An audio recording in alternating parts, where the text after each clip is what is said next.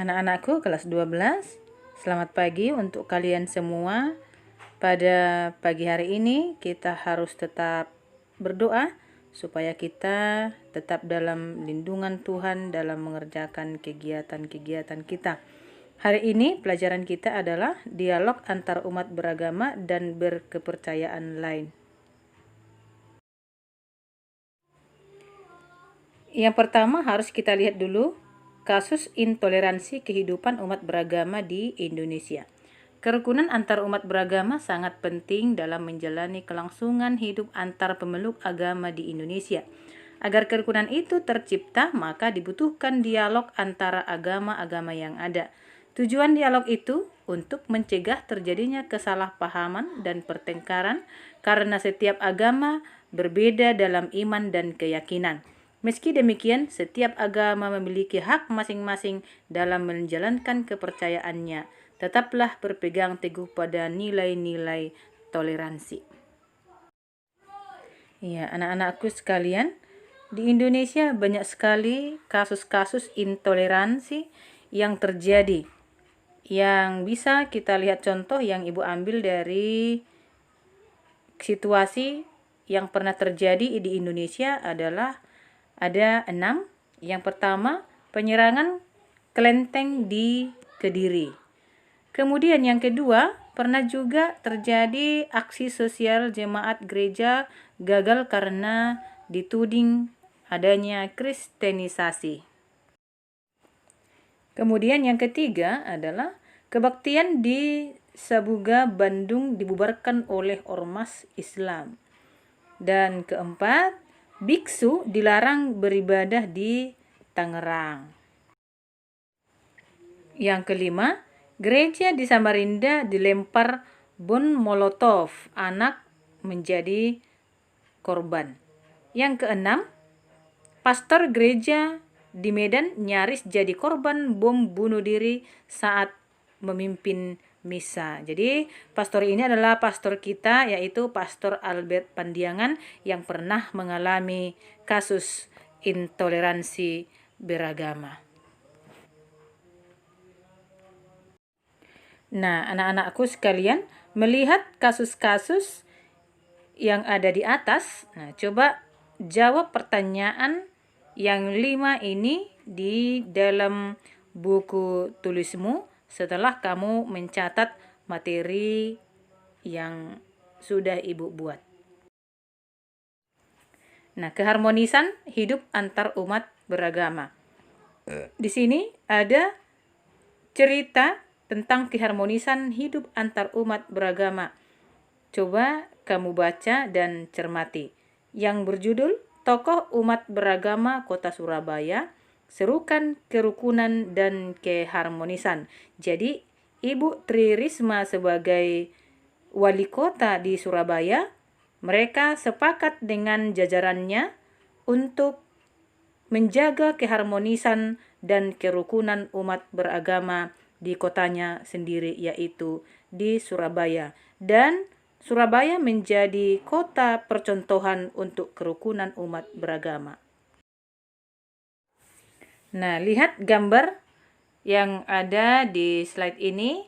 Di sini ada 2 gambar yang menunjukkan bahwa wali kota Surabaya, Ibu Tri Risma, bersama jajarannya atau bersama pemerintahannya, mereka itu sepakat untuk menerima semua perbedaan yang ada dan mereka menghargai semua agama-agama yang dianut oleh masyarakatnya yang ada di sana. Yang ketiga, kasus intoleransi hidup antar umat beragama di Indonesia. Memeluk agama sesuai dengan keyakinan masing-masing merupakan hak setiap warga Indonesia. Hal itu tampak dari sila pertama. Melihat tekanan sila pertama Pancasila, harusnya rasa toleransi antar umat beragama haruslah kuat karena tiap-tiap orang bebas memilih agama. Tetapi terjadi banyak hal yang bertolak belakang, yaitu pada tahun 2012 terjadi 64 kasus intoleransi beragama. Kasus ini paling banyak terjadi di Jawa Barat, Jawa Tengah, Jawa Timur. Kelompok yang paling banyak menjadi korban adalah kelompok Katolik dan Kristen. Ada 22 gereja yang ditutup dan disegel oleh pemerintah. Yang keempat adalah keharmonisan hidup antar umat beragama. Kita harus senantiasa menjaga keharmonisan, kerukunan antar umat beragama, tercipta kehidupan yang tentram dan nyaman, dengan memperhatikan cara menjaga kerukunan hidup antar umat beragama tersebut. Hendaknya kita sesama manusia harus saling tolong-menolong dan kita harus bisa menerima bahwa perbedaan agama dengan orang lain adalah sebuah realitas dalam masyarakat yang multikultural. Kehidupan antar umat beragama bisa terwujud. Yang kelima, pentingnya membangun keharmonisan hidup lewat dialog menurut kitab suci dan ajaran gereja. Dalam Lukas 10 ayat 25-37, perumpamaan tentang orang Samaria yang baik hati. Apa yang mau dikatakan Yesus kepada kita?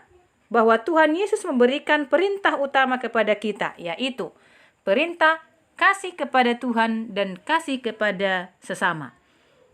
Tuhan Yesus mengajarkan kepada kita bahwa jalan untuk mencapai keselamatan adalah dengan menaati hukum Tuhan.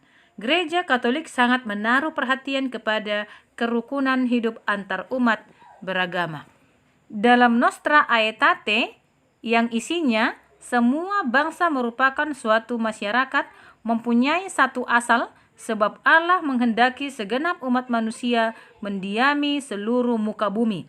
Semua juga mempunyai tujuan terakhir, yakni Allah yang menyelenggarakan hidup manusia.